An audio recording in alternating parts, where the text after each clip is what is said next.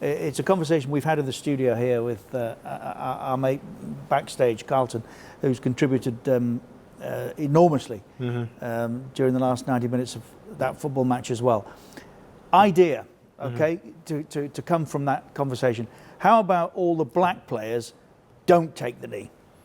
That's a great statement to make. You know, I mean, we hear already the sounds and the voices of black players around in the Premier League as well. You know, they are being not happy with the state of where this racism subject is going to, and especially of the actions that the Premier League is not really doing and showing as well.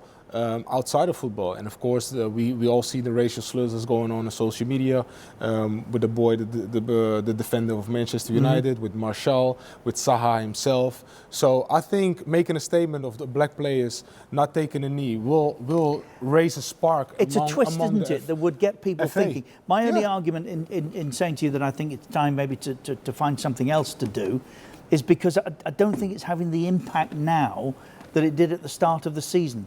We've it's almost become the norm. Okay, so we'll take the knee. For me, it's a cue to kick off. You know, as everybody stands, the commentators are ready. That's not the idea. It is not the idea, and the problem that I have with it is one. I don't want the teams to take the knee anymore because it doesn't make any sense and doesn't make any difference at all because we don't see the changes in and out of football, and especially in the UK. The other thing is when you take that knee away, I think the subject of racism will fade away. So what you have right now is... see it both ways. Yeah, we can see it both ways. So the problem that you have right now is that you have to create a player association with the players, and not only being black football players or prominent figures, but also the white players or white prominent figures to stand up and say like, listen, enough is enough. Everybody is the same. We're all human beings. Enough of what is enough? Enough of the racial abuse when it comes down to social media platforms. We've seen the statements of certain social media platforms that are not going to investigate certain accounts who given racial abuse to players around the world. Should they do that? They should do that, but that tells you already in what kind of state of mind those social media platforms already are. Is money more important for those social media platforms than actually taking part in getting to a conclusion on this? I think so. I think the reality is when you talk about corporated businesses, a lot of going down about the point of view of their following and also about financial power. It's all about finances at the end of the day. Of course, they have to look at their ratings. They have to look at certain platforms. They look at what the best way and the best strategy is for their business. So they have to balance it out. There's a thin line of being popular and unpopular. So by putting black people on television, is that tokenism if, again, backstage, there isn't the same change in management offices? Well, you can see it both ways. You can talk about tokenism because of the fact that you put a black person on television or in any type of job position because of the fact that we're talking about the racial abuse at this moment and racism in general. But the matter of the fact is, the only thing that we're asking is opportunities.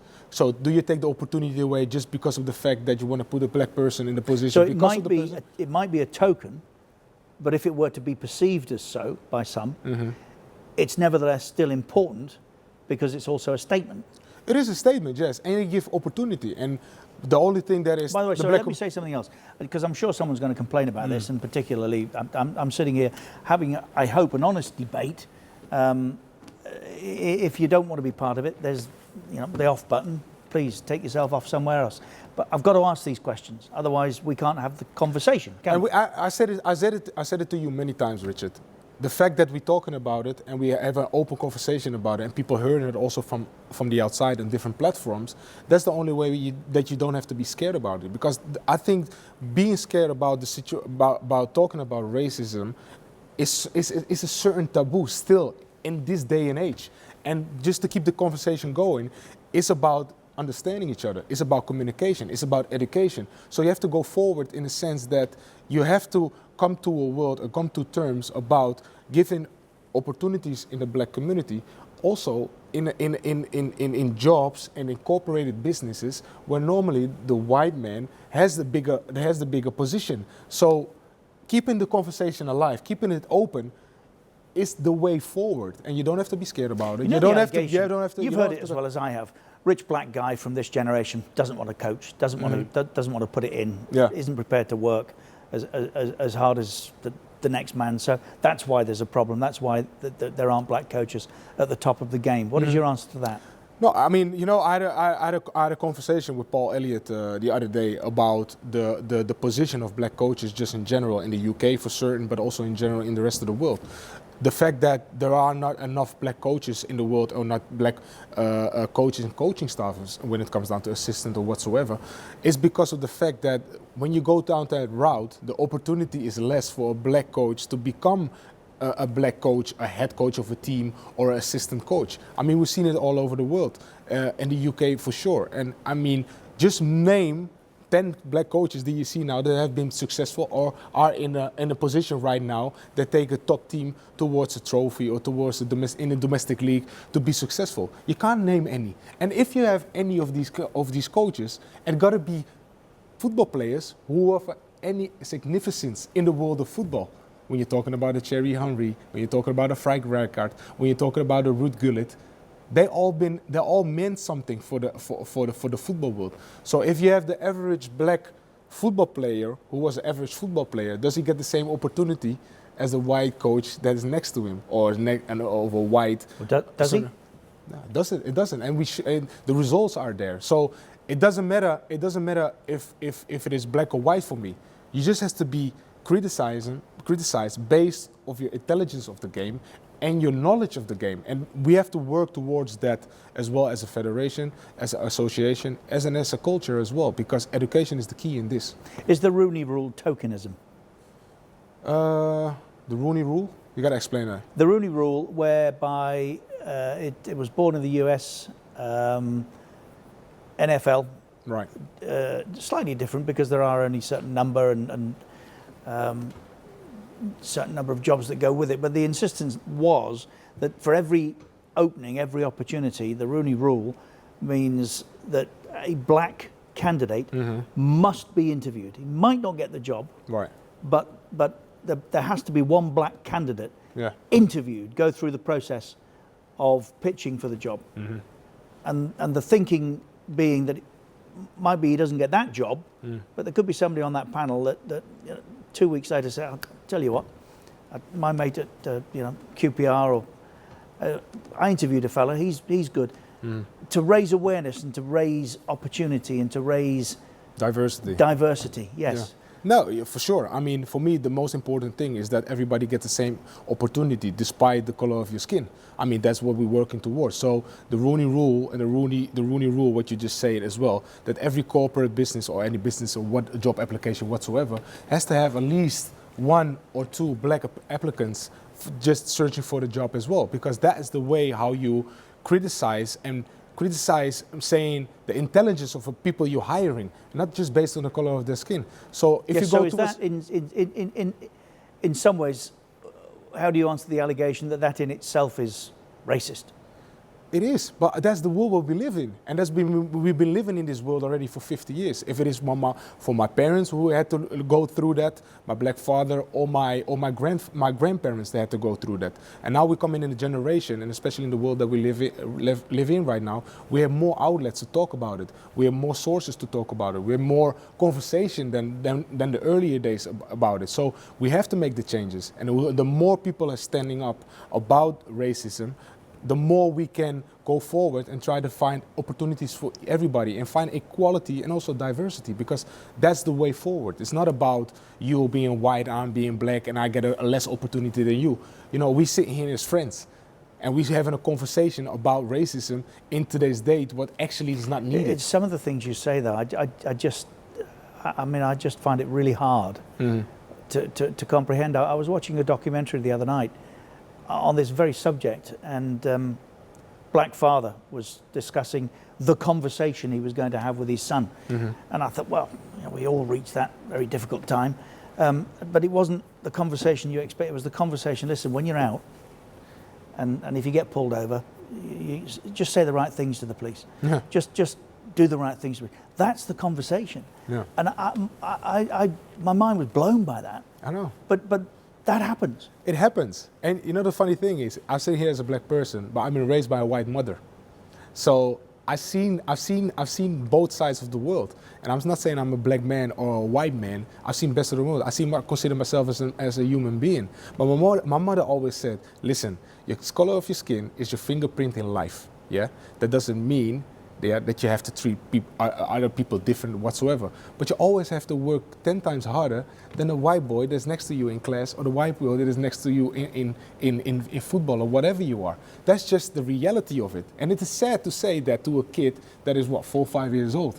But it's the reality. So we have to come to a term that equality and diversity is needed in a world that we live in now. I got kids by myself, and I told them as well. They know that there are black kids as well. But I'll never tell them, listen, you don't have the same opportunity. You don't have the same opportunities as the white boy next to you. I just say, just work your ass off, if I can say that, live on television. But you just got to do your best and just make sure that you're better than the next man next to you, despite of the color of his skin. Are they aware of that because of the color of their skin? Have you said that? Yeah. And of course, it all happened when,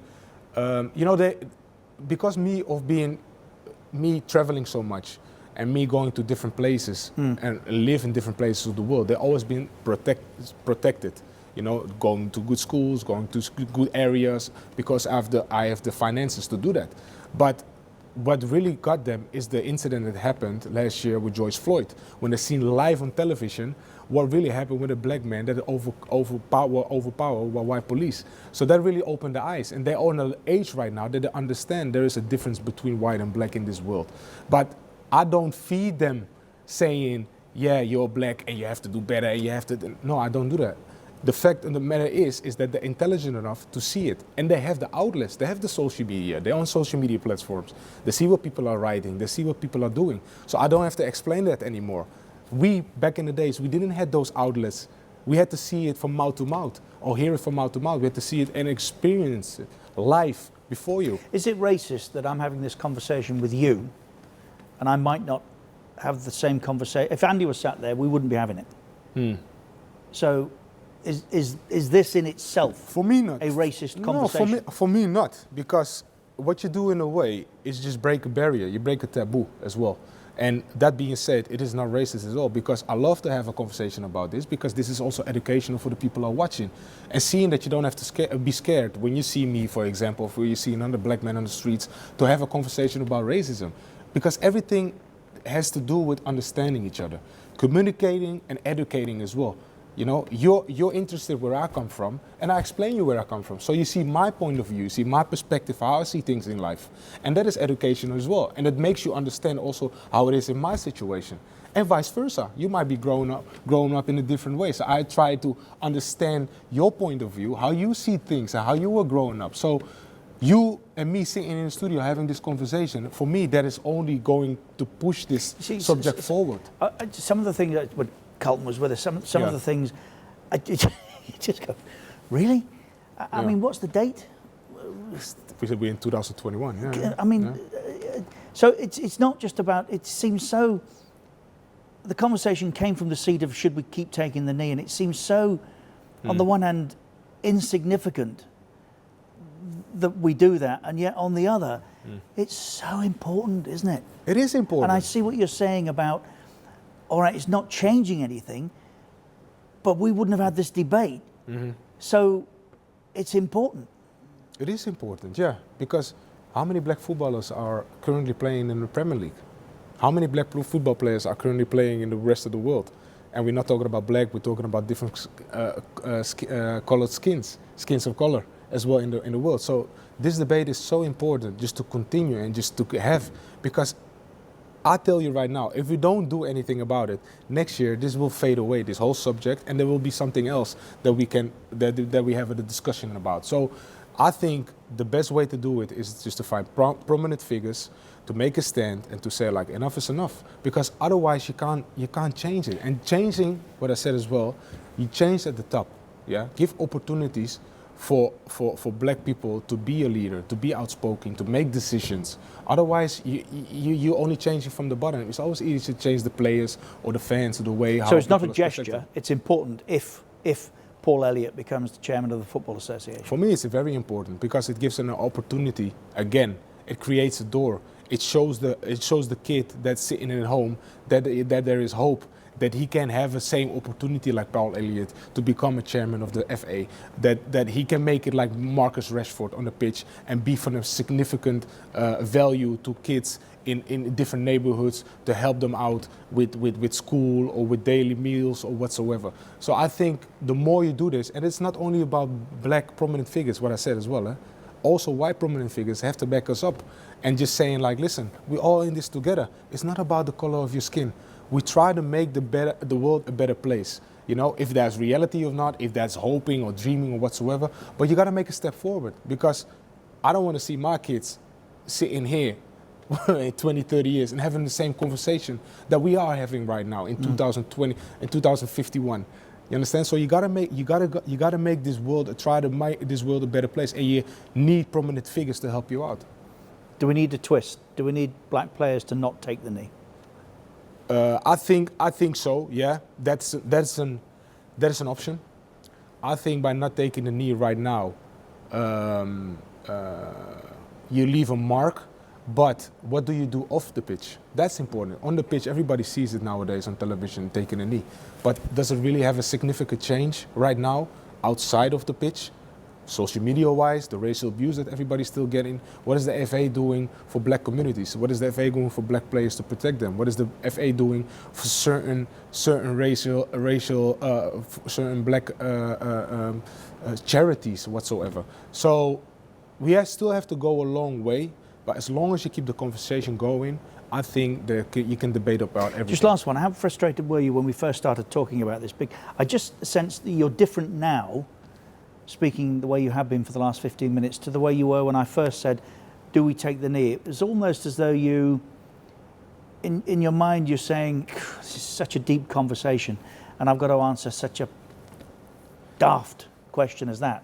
No, it's not daft. It's just that you felt restricted. No, it's not restricted. It's just you never have enough time to explain yourself. That's what I mean. You know, so that's why I'm saying, like, you know, if you want to explain yourself, you need to have the proper time to explain yourself. And now, of course, we have a podium, and now we have a platform also, and we have the time to talk about it. So for me to take the knee, it's a good initiative. But it's it's dying off. The whole use of it, it's dying off, and people are complaining already about it. And what you said. It's more as a cue to start the game than actually what it actually means. Absolutely, yeah. You know, so where do you want to go from here? What do you do as a player association? What do you do as a FA? And say like, okay, listen, I think it's time to do some action right now. And I think we have to put the proper changes in place because now only we look bad as a whole organization. So for me, taking a knee is an option to not take the knee anymore. Black players not taking the knee might be an option as well. But I think you still have to do it, otherwise it fades away. And if you do it, you need to do the changes offside the pitch. You've got to understand why you're doing it. Understand why you're doing it. And that's the main thing right here. The main key is to understand, communicate, educate, and keep an open conversation about it. Don't be scared to talk about it. I mean, you know, I think a lot of black players, just like me, like to talk about the racial subject and be understanding and just try to also educate the other part, saying like, okay, this happens and this happens. So for me, open communication is everything on this subject. You say we like to talk about it, do you, or is it just tiresome? No, I'm not saying like it's like you can call me in the middle of the night. Let's have a conversation about the racism. Not that. So don't even think about that, Richard. I'm not saying that. But I mean, when we have an open discussion about it and subjects like this will come to place, I'm open about it. It's not like I'm just gonna shut down and shy away from it and say like, you know what, Richard, not today. No, I mean, I'm open about it, and I've always been like that. But I think maybe my personality is not like as as inviting as people think. You need to ask me that question. But no, I think it is really important to keep it going, to educate, to make people aware of it, that it still exists, and just hopefully we can get this together as a community, as an organization, and most of all, the love of football, man. I mean, we all love football, and we don't want to talk about racial slurs and racism all the time. Thank you, Nigel. Extremely helpful. Extremely helpful. Huh? Well, no, I'm genuine. It is illuminating. and it's humbling to sit and listen to you as well. And I haven't seen you like that previously. No, and that's what I said. Like, you know, sometimes in the heat of the moment when you don't have enough time, and what I said, you know, when you don't have the podium and the presence, you always you cut short, and you don't have your real answers. And of course now, you know, when you have the time, it's always better just to articulate better and also have the time to talk about a subject. And for me, it's very important as a father as well of 2 black kids, and as a husband and as a role model as well, to speak out, because at the end of the day it's about communication and education, and I think it's important for everybody who has a platform in this day and age, social media, TV, radio, whatsoever, to speak out and just be open about it. If you stayed, I hope you're of the opinion it was worth doing so. Thank you for your company tonight.